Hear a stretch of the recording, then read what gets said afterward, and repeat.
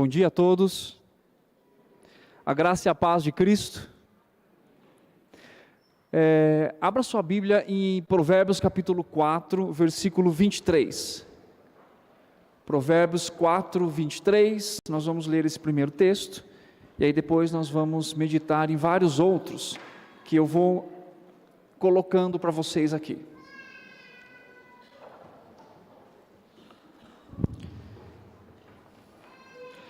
Provérbios capítulo 4, versículo 23. Bom, hoje o tema da nossa aula, nós vamos falar sobre coração.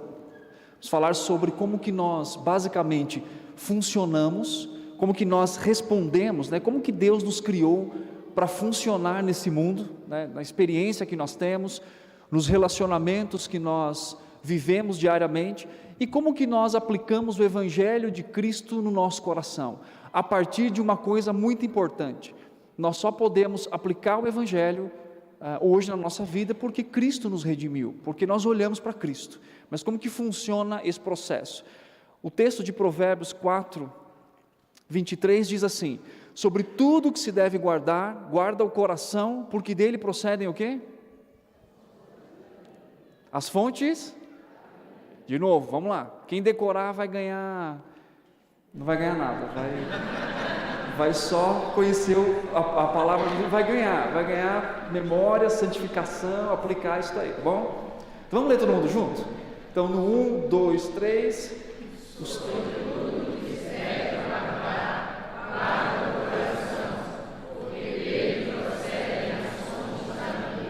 Amém. Vamos orar mais uma vez e nós damos início aqui. Pai, obrigado pela sua palavra, obrigado pelo seu amor, obrigado pela sua graça, como nós já cantamos aqui. Somos alcançados pelo Senhor. E essa graça, como diz Paulo lá em Tito, ela nos educa, Senhor. Ela nos leva cada dia mais a não só perceber e ver o quanto somos falhos e caídos e dependentes do Senhor, mas também nos mostra de modo esperançoso como podemos mudar, como podemos ser transformados pelo Evangelho do nosso Senhor Jesus Cristo. Obrigado, porque nesta manhã nós temos a oportunidade de estudarmos juntos, de olharmos para a palavra do Senhor e ver aquilo que o Senhor tem a falar aos nossos corações. Que não seja só um acúmulo de conhecimento, o qual também, Senhor, é importante, mas que seja primariamente e de forma muito prática, uma mudança também na nossa vida, tanto na perspectiva do que cremos sobre o nosso próprio coração, quanto também a diligência e o zelo de aplicarmos a palavra do Senhor em todas as áreas da nossa vida. Nós agradecemos mais uma vez e oramos pedindo a direção do Senhor. Nós precisamos disso, nós precisamos caminhar, nós precisamos ser instruídos, iluminados pelo Senhor, para que assim então nós possamos compreender e viver aquilo que o Senhor tem a nos dizer hoje. Obrigado, Deus, nós oramos em nome de Jesus, amém. Amém. Quando nós falamos sobre, só para vocês, já está ali, mas eu vou repetir, é uma aula inaugural, tá? Então a gente vai abrir alguns textos, ler, vou interagir com vocês, na medida do possível, e para a gente poder também ter esse crescimento com relação ao entendimento. Bom, sobre o que nós vamos falar hoje? Nós vamos falar hoje sobre coração, a questão, que é a profundidade do nosso coração e como que o Evangelho nos transforma, tá? Antes de darmos o start aqui, quando a gente fala de ser humano, a gente fala de pessoas bem complexas, Então vamos pensar aí, começa a se avaliar, a se autoavaliar. Quando falamos de mudança, quando falamos de pessoas, quando falamos da nossa experiência nesse mundo, é muito complexo, não é? Porque talvez hoje, só de você ter saído da sua casa e chegado aqui na igreja, você experimentou alegria, tristeza, mau humor, ira, aí depois alegria de novo, aí depois esperança, aí depois deu uns 10 minutos e você falou assim, dia nublado, tá estranho hoje. Porque nós somos complexos, não é verdade? A gente vive essa experiência nesse mundo com vários tipos de manifestações com relação ao nosso próprio coração. Por exemplo, tem uma pergunta que é a seguinte: por que você é o que você é e por que você faz o que você faz? Já parou para pensar por que você se veste do jeito que você se veste? É aleatório, você chega e fala assim, isso aqui comprei, vai ficar bom. Sabe que é assim que funciona a nossa vida? Você já parou para pensar do jeito que você fala, por que você fala assim? Alguns vão falar assim, não, porque alguns falam gritando, aí falam, não, porque eu sou italiano, né? Coitados dos italianos, né? Alguns falam assim, não, porque eu sou português, não, porque eu sou mais tímido, porque eu sou... Então a gente normalmente coloca, né, as razões do porquê agimos na nossa nacionalidade, descendência, enfim. Ou então a gente vai além, né? A gente fala assim, eu sou assim, né, que é a síndrome desde lá de Adão, né, desde Gênesis. Eu sou assim, eu faço isso, por causa do marido, da esposa, do pai, da mãe, do filho. Então a gente tem a tendência de nos avaliarmos a partir daquilo que está ao nosso redor. E às vezes nós falhamos em fazer aquilo que a Escritura nos manda muitas vezes, olhar para o nosso coração. Não quer dizer que nós não vamos considerar aquilo que está ao nosso redor, que é muito importante, né? Mas que principalmente o texto diz que o que devemos guardar é exatamente o nosso próprio coração. Agora, o que é o coração? Como que funciona isso dentro de nós? Os autores bíblicos, eles entendem, né, a experiência humana como sempre fluindo de um coração unificado, né? Então alguns termos que nós temos na Bíblia, como alma, espírito, mente, né, elas sempre vão caminhar por uma mesma realidade. Então às vezes nós vivemos no mundo, ou nós vivemos dentro de uma questão teórica, de uma ênfase em desmontar ou criar partes desse homem. Só que quando nós olhamos para a Escritura, nós vemos que a Bíblia mostra esse homem como vivendo e fluindo a partir de um coração unificado, né? O que isso significa? Quando nós lemos na Bíblia alma, mente, coração, enfim, entendimento, tudo isso está se relacionando ou está sendo levado a entender uma só questão, que é exatamente o coração. Agora, embora a Bíblia ela nos fale a respeito do coração como um termo unificado, ela também fala, né, do coração como um objeto unificado, ela também descreve esse coração basicamente de forma tridimensional. O que isso significa? Todos nós funcionamos a partir desses 3 pilares do nosso coração. O primeiro é a nossa cognição. O que significa isso? O nosso pensamento, conhecimento, a razão, como vivemos a nossa vida, como estruturamos os nossos valores e crenças, isso está envolvido, né, aqui. Então se você parar para pensar, você deve lembrar um valor que você segue até hoje na sua vida, porque você aprendeu lá com seu pai, com a sua mãe, não é assim? Lá em casa a gente fazia assim, e agora eu quero fazer isso aqui também na minha família. Então tudo isso é uma forma onde o nosso Deus nos cria, com a intencionalidade sábia e soberana dele, de nos fazer experimentar o mundo que vivemos. Ele cria o mundo e nos dá a base, né, nos dá a estrutura para viver aqui. Então esse mundo está conectado naquilo que temos na nossa experiência. As nossas crenças, as nossas razões, a razão, né, as lembranças. Então isso está ligado com um coração tridimensional, e na primeira parte desse coração é aquilo que nós chamamos de cognição. Depois, a Bíblia também descreve o nosso coração como um lugar que nós temos afeição. O que significa isso? Desejos, sentimentos, emoções, valores. Sabe aquela pessoa que fala assim, não, eu sou muito mais razão do que emoção? Talvez na comunicação isso até possa ser um pouco visível, mas nenhum coração funciona sem razão, e nenhuma razão funciona sem emoção. Não tem como fazer isso, dizer assim, não, a partir de hoje eu vou ser muito mais racional do que emocional. Mas espera aí, Deus criou você para viver isso de forma unificada. Alguns, talvez você, por exemplo, eu choro fácil. Já cantou uma música ali, já começa a chorar. Talvez você não chora. E isso tem a ver com a forma como nós expressamos a nossa vida, expressamos o nosso coração.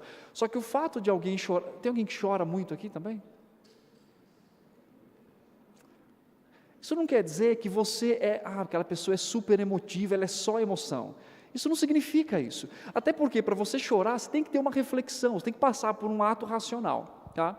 E um outro elemento do nosso coração é a volição. O que é a volição? Disposição, decisão, intenção, comprometimentos, ações. Então, por exemplo, você teve um comprometimento hoje de manhã, qual foi ele? Você veio para a igreja, não é isso? Você acordou domingo de manhã, falou assim, eu tenho um compromisso. Qual que é o meu compromisso? Ir à igreja, estar à igreja. Por que isso aconteceu? Porque você também teve um desejo, você tem um sentimento, você tem um valor. Você fala, não, domingo é o dia do Senhor, eu estarei na igreja. Só que também tem a ver com o quê? Com crença. O que você acredita sobre tomar uma parte do seu dia, ou na verdade o dia do Senhor, na sua manhã e à noite, para você estar junto com irmãos, adorando a Deus, recebendo, né, o chamado do Senhor e dando resposta para estar no culto. Então perceba que isso conecta a nossa vida. Olha só, a roupa que você está vestindo agora, isso tem a ver com a sua crença. Por que você veste xadrez? Então nós temos o nosso irmão aqui, por exemplo, ó, o José. É José, né? Ninguém conhece ele por José. É o Zeba. Olha só, eu percebi durante as aulas de aconselhamento que o Zeba, ele veste roupa com cores mais assim, é ou não é? É. Por quê? Eu fiz uma avaliação do irmão nas aulas, né? Não é isso que eu fiz, tá? Mas eu percebi, porque a gente brincou nas aulas, nós conversamos, ele disse que o nome dele chamava de Zeba, eu falei, então deve ter um nome difícil, qual é o seu nome? José. Aí eu falei, o que acontece? Então, mas por que ele é assim? Por que ele usa roupas assim?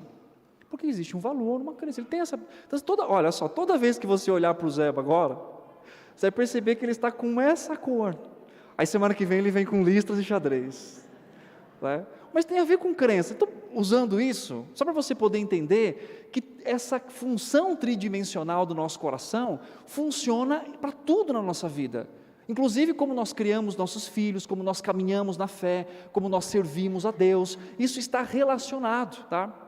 Agora, o que acontece nesse sentido? Olha como a Bíblia descreve o coração. Romanos 10, 9. Se com tua boca confessares Jesus como Senhor e em teu o quê?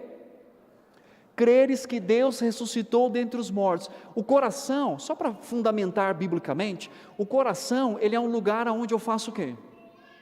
Eu creio, eu acredito ali, eu estabeleço valores, crenças a partir do meu coração. O texto de Gênesis 6,5 diz assim, viu o Senhor que a maldade do homem se havia multiplicado na terra, e que era continuamente mal todo desígnio do seu. O coração tem a ver com desejo, tem a ver com aquilo que me move. Então, aquela função tridimensional que eu expliquei anteriormente, está embasado biblicamente. João 16,6 fala assim, pelo contrário, porque vos tenho dito essas coisas, a tristeza encheu o quê? O vosso. Está vendo como a Bíblia descreve o coração, não só como um lugar onde nós temos emoções? A Bíblia descreve o coração, um lugar que nós temos vontade, que nós temos razão, e que nós temos então a emoção. Sabe aquela ideia? Eu entendo essa ideia, até porque é uma questão pedagógica, mas quando a gente fala assim, mente e coração, a gente fala assim muitas vezes, não, se vir para a mente, mas não for para o coração, não faz efeito, nós desconectamos as duas, não é assim que a gente faz? Só que biblicamente isso não funciona assim, a Bíblia conecta mente, coração, né, vontade, coração, razão, coração, emoções, coração. Então, só para a gente conceituar aqui, quando a gente começar a caminhar com relação a definir isso, ou até aplicar o Evangelho, você precisa entender o que eu estou falando a partir da ideia de coração, como a Bíblia apresenta para a gente, tá? Agora, esse coração, ele foi criado para ter uma expressão dinâmica, né? Por exemplo, eu estou aqui dando uma aula e vocês estão respondendo essa aula, vocês estão super animados. Qual aula? Não estão? Vocês estão assim, gente, que coisa é essa? Né? Né? Não é assim que vocês estão? Mas enfim, eu estou dando aula aqui e existe uma resposta do seu coração. A resposta pode ser, olha só, nunca tinha pensado nisso. Ou a sua resposta pode ser assim, eu já conheço isso.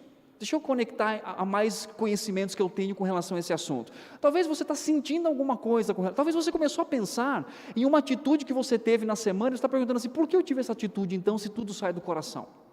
Então você está respondendo a mim de alguma forma você, por quê? Nós fomos criados por Deus para ter essa expressão dinâmica do coração. Então a função dinâmica do coração, ela se expressa quase que de modo intuitivo, né? Ou seja, Deus nos criou para dar respostas ao mundo que vivemos. Imagine se você escutasse uma história triste e você não tivesse nenhuma reação com relação àquilo. Tanto que o texto bíblico diz assim: você deve chorar com aqueles que... E deve fazer o quê?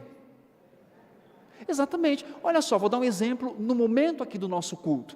O reverendo Navarrete, ele convidou as pessoas para vir aqui para orar por outras pessoas, não é isso? Vamos interceder. Ele colocou situações de enfermidade, de agradecimento. Quer dizer, esse momento, né, não seria comum se você ouvisse isso não impactasse, não conectasse o seu coração com relação a isso. Então Deus criou a mim e a você desde o Éden a olhar para situações, a conectar-nos com pessoas, porque senão não faria nenhum sentido a Bíblia dizer para a gente assim: chorar com os que choram e se alegrar com os que se alegram. Então o nosso coração foi feito para ter essa conexão, para viver essa dinâmica e responder de modo intuitivo aquilo que nós vivemos ao redor. Se o seu filho está triste, você tem essa percepção, não tem? Se o seu esposo está triste, você foi criado por Deus para isso.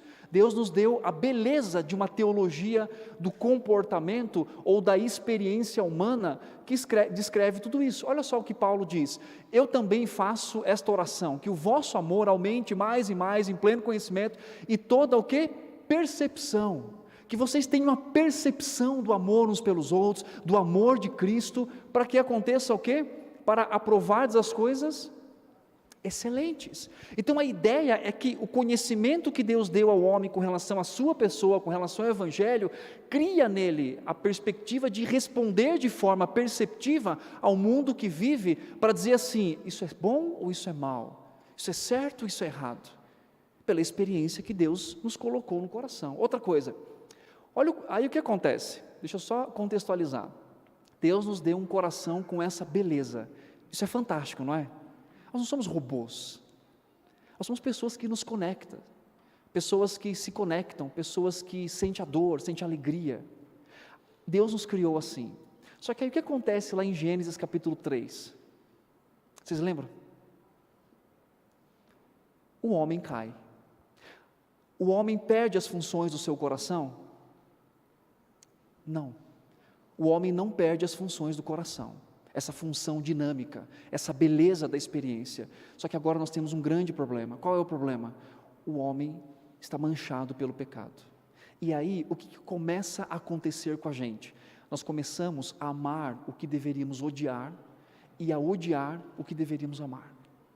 Nós começamos a dispor sentimentos, razão e vontade e desejo, muito mais, às vezes, para a criatura e para a criação do que para o Criador. Aí essa beleza funcional que Deus criou, agora não funciona muito bem mais. Por que não funciona bem? Por causa da mancha do pecado. Aí o que acontece? Nós deveríamos ter um zelo e um amor gritante por Deus, mas nós lutamos todos os dias para abandonar os nossos ídolos e amar a Deus, não é verdade? Então aquilo para que fomos criados naturalmente, não é mais natural. Agora o coração é corrompido, ele começa a responder dinamicamente a desejos, a emoções e a razão de uma forma desequilibrada. Nós temos razão no mundo que nós vivemos, conhecimento no mundo que vivemos, mas muitas vezes, aliás, na maioria das vezes, né, alguém conhece algo sublime sobre o universo, e ele diz assim: ah tá, realmente foi o Big Bang. Não é assim? O homem conhece, por quê? Porque a sua razão está manchada pelo pecado. E aí então, nós temos um coração que funciona a partir da corrupção. Então agora o coração dinâmico, corrompido. Quando Adão e Eva eles pecam, a primeira resposta que Adão dá com relação ao seu pecado, o relato de Adão e Deus capta perfeitamente a corrupção dos seus pensamentos, sentimentos e escolha. O que isso significa? Gênesis 3:10, ele respondeu: ouvi a tua voz no jardim, e porque estava nu, tive medo e fiz o quê? Ao ouvir a voz de Deus, o que Adão deveria ter feito? O que Adão deveria fazer na dinâmica do seu coração não corrompido?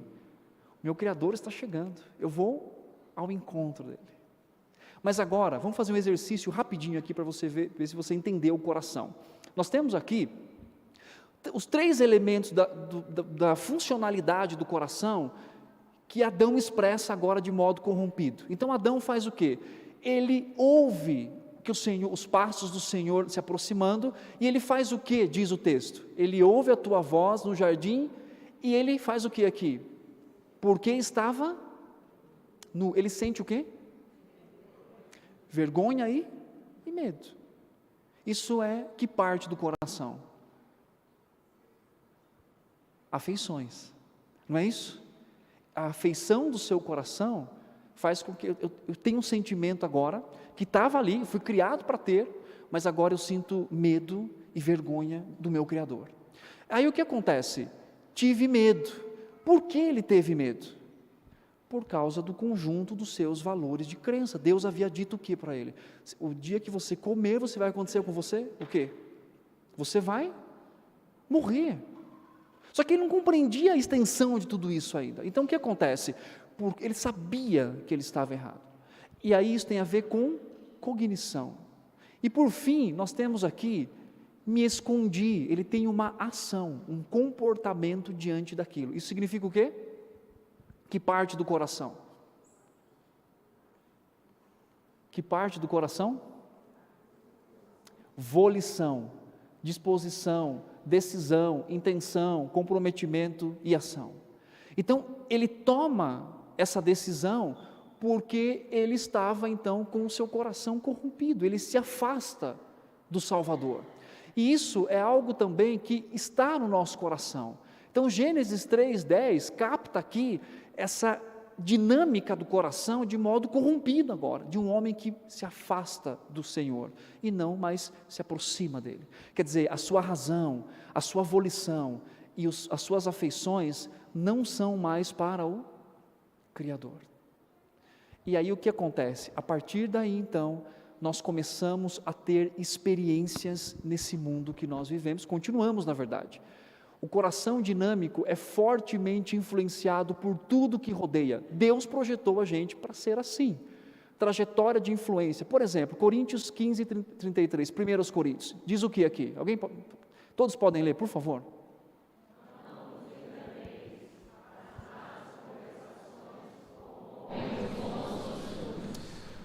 A Bíblia nos mostra que Deus estruturou o coração e o corpo humano para cooperar ou operar em um ambiente de relacionamento e circunstâncias e não em um vácuo. Não é assim? Você não vive no vácuo. Você vive num lugar que você é influenciado. O seu trabalho te influencia, seu marido, sua esposa, seus filhos, sua igreja, o ambiente. Eles não são determinantes por uma resposta do coração, mas eles são influenciadores. Porque Deus nos criou para ser assim. Imagina se você vir, vou dar um exemplo. Sabe quando a gente recebe alguém aqui, ou escuta um testemunho tão edificante, que a pessoa, ela entrega a vida dela para o Senhor, que ela serve, não dá vontade de ser mais crente? Ou você escuta um testemunho missionário, aquela pessoa dedicou a vida dela ao Senhor, ela pregou o Evangelho. Particularmente eu pensei, nossa, eu quero ser mais crente, eu quero ser como aquela pessoa. Sabe quando você convive na igreja, e você caminha e fala, olha, aquela família é uma bênção, eu queria ter uma família igual àquela. É porque isso Deus criou de forma intencional, que os nossos relacionamentos nos influenciassem. Por isso que eu sempre falo para os meus filhos, você vai à escola, você tem amigos ali, você tem colegas, você sai, mas os verdadeiros amigos que te levam para perto de Jesus é aqueles que você convive no mesmo círculo de fé, porque você vai ser influenciado por isso. Caminhar, desenvolver amizades mais profundas com relação a isso. E o nosso coração foi criado para isso. E Deus também, nos traz essa perspectiva. Só que aí, nós temos uma questão importante. Como que o nosso coração é influenciado? Pelas condições externas. Sua família, seu estudo. Por exemplo, a família, você não escolheu nascer na família que você nasceu. Escolheu? Espero que não. Mas você fala assim, mas ali te influencia. Eu tenho uma formação. Né? Nós temos também os efeitos dinâmicos passivos. Então veja bem, o que está acontecendo aqui agora? O que está acontecendo aqui agora? Agora você pode responder. Uma aula, qual que é a questão principal desse momento? O ensino, a apresentação. Só que veja bem, ao mesmo tempo que você está direcionado aqui e a mim, existem outros elementos periféricos que estão te influenciando de alguma forma. Sabe? Talvez você está contando quantas janelas tem. Você é dessas pessoas que contam, falar, se alguém souber, por favor, me fala depois que eu não consegui contar ainda. Talvez você está tentando entender aqui, quando eu cheguei, aí a cruz está um pouquinho mais para cá, e está lindo assim. Mas eu falei, olha só, se tivesse um pouquinho mais para cá assim, talvez você é dessa pessoa. Já pensou isso? Já. Não é assim? Então, nós estamos conectados ao lugar porque isso influencia a nossa vida, apesar de termos uma atenção principal. Então, o que isso acontece? Quais são os efeitos dinâmicos passivos? Você está andando na rua, você não está diretamente tomando aquilo, mas aquilo te influencia de alguma forma. E outra coisa é os efeitos dinâmicos ativos, aquilo que você busca, a faculdade que você estudou, o curso que você recebeu, tudo isso está envolvido com a sua busca pessoal de crescimento, e isso é ativo, você foi até aquilo, e isso te influenciou de uma forma então específica. Agora, dá uma olhada nisso daqui, isso aqui é uma tristeza, mas calma, vai chegar a parte de esperança depois. Aí junto com isso, o que acontece? Nós estamos falando aqui do coração corrompido, a dinâmica dele, lembra disso? Aí o que acontece aqui? Gálatas 5, 19, 21, descreve para a gente os termos gerais que conceituam os pecados de uma forma diversa. Então, por exemplo, nós temos rebeldia, incredulidade, infidelidade, autonomia, orgulho, autorreferência, autoconfiança, carnalidade, velha natureza, estultícia e males. Isso daqui faz parte da nossa natureza. Aí desce aqui, a Bíblia traz exemplos de alta exaltação, que são famílias de idolatria. Por exemplo, uma pessoa que lida com a ira, ela é irada, ela está no trânsito, ira, aconteceu ira, toda vez ela está irada. O que significa isso? Tá? É uma questão de autonomia, pode ser, carnalidade, orgulho, né? A minha justiça foi quebrada, isso tem a ver o quê? Com alta exaltação, às vezes a pessoa tem a ver com controle, quando alguém faz com que ela falhe, né, em cumprir alguma coisa, ela fala assim, está vendo, eu não fiz isso daqui, você me atrapalhou, como as pessoas vão me enxergar agora? Isso daqui tem a ver com temor de homens, porque ela está irada. Agora, isso daqui é o que a Bíblia descreve, e depois a Bíblia também mostra os temas específicos na vida diária. O que isso significa? O seu e o meu coração em funcionamento. Por que você faz o que você faz? Lembra da pergunta que eu fiz? Porque o seu coração tem isso, porque a sua natureza tem isso, e porque você tem uma história de vida que também expressa aquilo que está no seu coração. Então, por que você talvez é uma pessoa irada? Porque é pecado? Ok, é uma resposta abrangente e bíblica. Mas qual é a sua experiência de autojustiça que você lida no seu coração? Então, isso tem a ver com a nossa história de vida. Só que aí, nós temos uma esperança. Então, deu para entender até agora como é que funciona o coração? Deu para entender como é que funcionam os nossos ídolos? De questões bíblicas, né? Termos gerais, família de idolatria, mas com as nossas experiências também. Vou dar um exemplo. Tá? Uma vez eu aconselhei uma moça, muitos anos atrás, que ela foi abusada na infância. E ela era super protetora com os seus filhos. Tinha 2 meninos. Ela era professora. Ela mudava de casa de 3 em 3 meses, porque ela enxergava um perigo e mudava de casa. Olha só como funcionou isso na vida dela. Lembra da experiência? Então ela pensou assim, olha, eu fui abusada, eu creio em Jesus, Mas tem uma coisa importante, eu também acredito que eu tenho que me cuidar e cuidar dos meus filhos. Eu tenho que fazer o papel de Deus na vida dos meus filhos. Porque ela pensou assim, Deus não me protegeu quando eu era criança, então eu tenho que fazer alguma coisa para proteger meus filhos. Porque ela mudava de casa, enfim. Aí o que significa isso? Controle e poder, apesar da tristeza que ela sofreu. E aí a experiência de vida dela fez com que ídolos formassem no seu coração. De ser uma mãe super protetora, a ponto dela querer se sobressair ao cuidado do próprio Deus. Nós não temos controle sobre tudo, temos? Devemos zelar pelos nossos filhos, ensinar os filhos, amar os filhos, cuidar dos filhos, não é isso? Isso é uma verdade bíblica. Mas eu posso tomar o lugar de Deus no cuidado dos meus filhos? Não posso. Mas talvez uma experiência que eu tenha vivido, não é que isso determina, mas influencia o ídolo do meu coração. Isso é importante. Tem solução para isso? Dá para mudar? Ou a gente só ajusta a vida que a gente tem ao contexto que a gente está? Pela graça e misericórdia de Jesus Cristo, podemos mudar. Podemos ser diferentes, aplicando a obra e a redenção, ou vivendo a aplicação e a obra da redenção de Cristo, e aplicando o Evangelho dia a dia na nossa vida. Sabe por quê? Porque a Bíblia apresenta para a gente alguém que mas alguém que o seu coração funcionou direitinho. Quem é essa pessoa?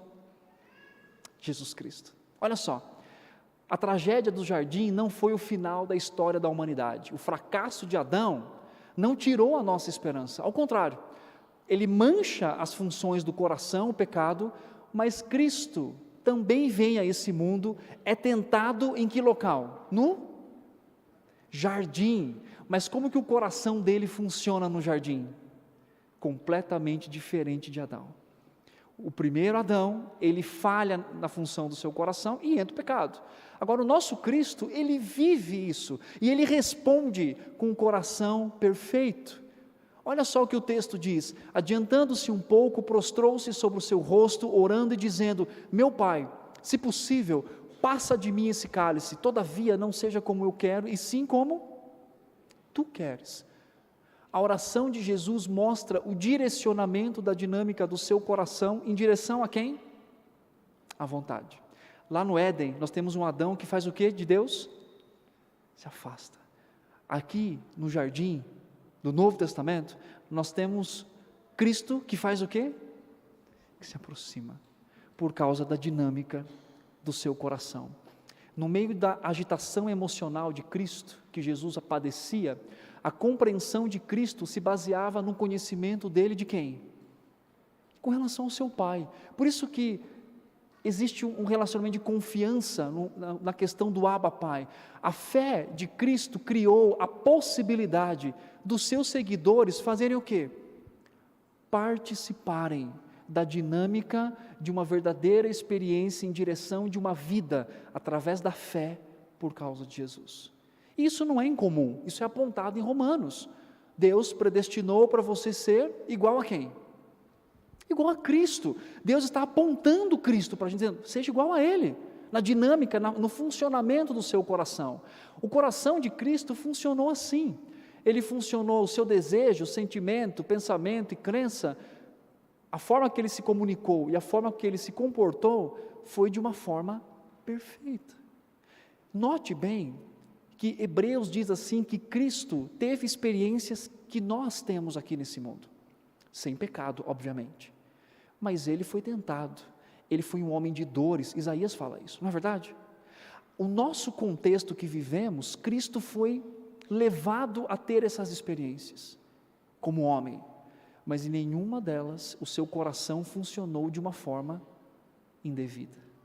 Por isso ele é o nosso alvo de vida. O nosso alvo não é melhorar, o nosso alvo é o coração de Jesus, a vida de Jesus. O que isso significa? Significa que uma vez transformado pelo Evangelho, o coração deve alcançar, o Evangelho deve alcançar esse coração.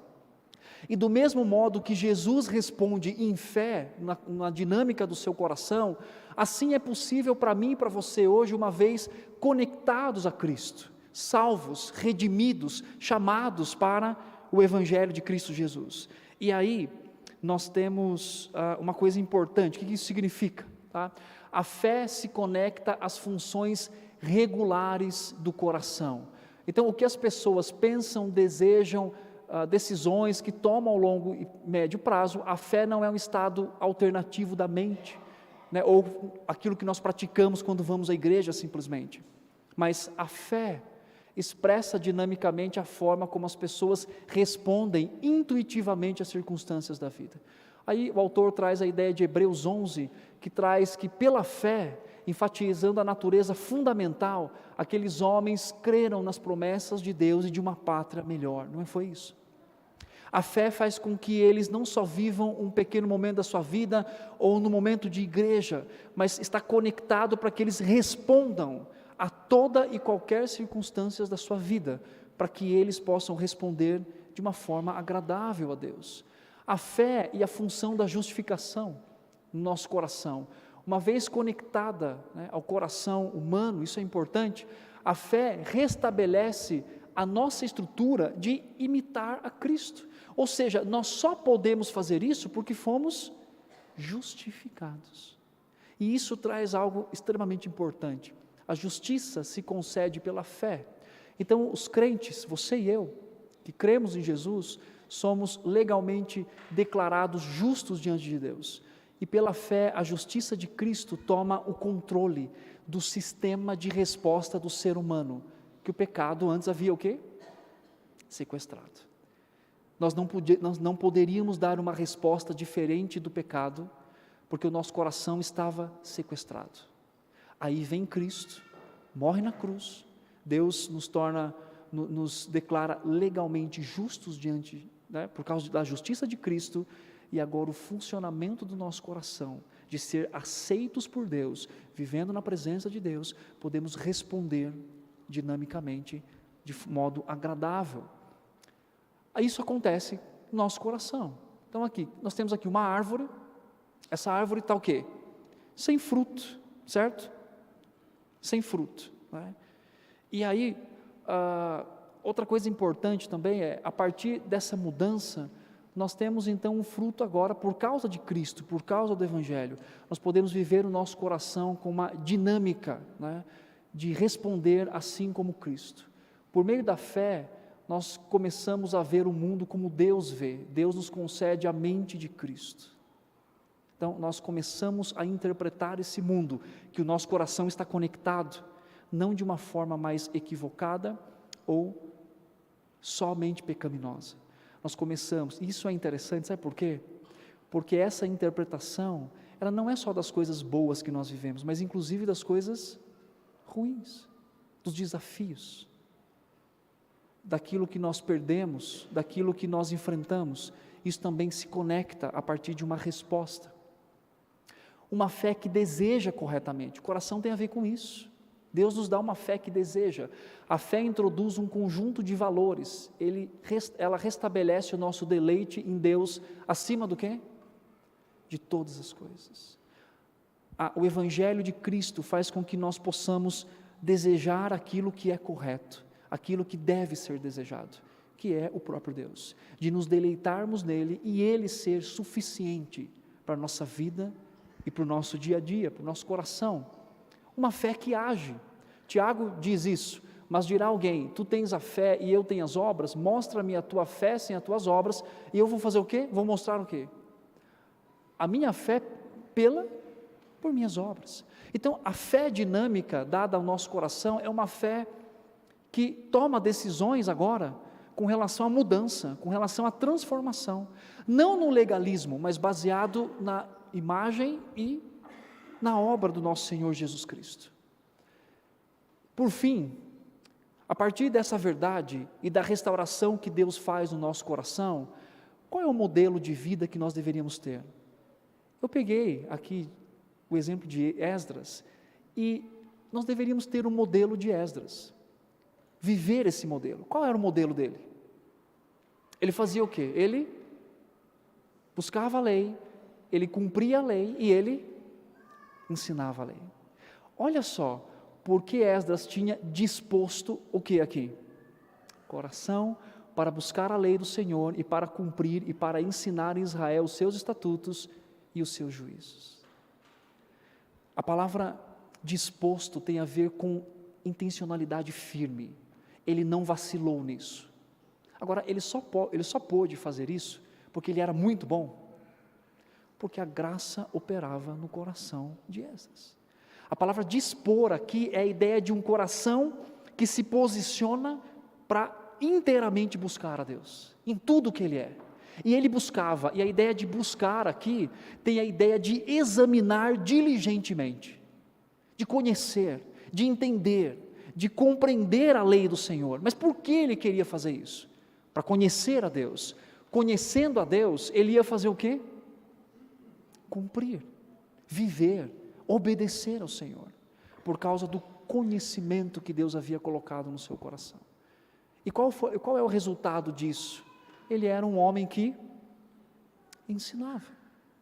Isso, resumidamente, é o que devemos fazer na aplicabilidade do Evangelho na nossa vida. Se nós queremos um coração transformado, porque hoje é possível, graças a Deus, o que eu tenho que fazer? Conhecer a Deus, conhecer a obra redentora de Cristo, conhecer o caráter de Deus, conhecer quem Ele é, o que Ele fez por mim, como que Ele opera a mudança na minha vida, o que Ele viveu no meu lugar, como que as doutrinas se conectam à dinâmica do coração. Conhecimento, mas não só um conhecimento teórico. Paulo desafia os colossenses a ter um conhecimento experimental.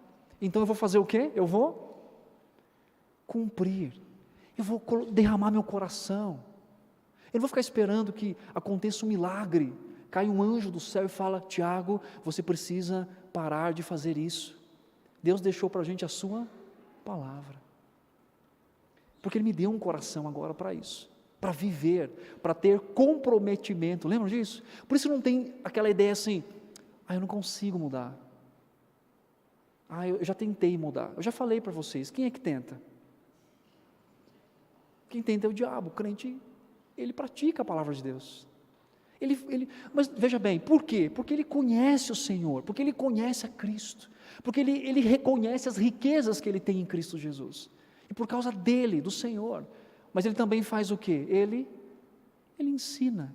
Ele sabe que o coração dele serve para influenciar pessoas também. Deus criou ele assim. Ele vive o Evangelho, ele se conecta ao Evangelho, para que ele possa também ser um exemplo para outras pessoas. Qual é o resultado, para a gente finalizar? O eu é deixado do lado, meus pensamentos, meus motivos, minhas crenças, meus desejos. O foco muda do eu para sendo o principal, para o prazer e a glória de quem? De Deus. E aí agora não é mais o meu, é a glória de Deus, é os desejos de Deus, é o prazer de Deus, é a palavra de Deus e a adoração a quem? Quem?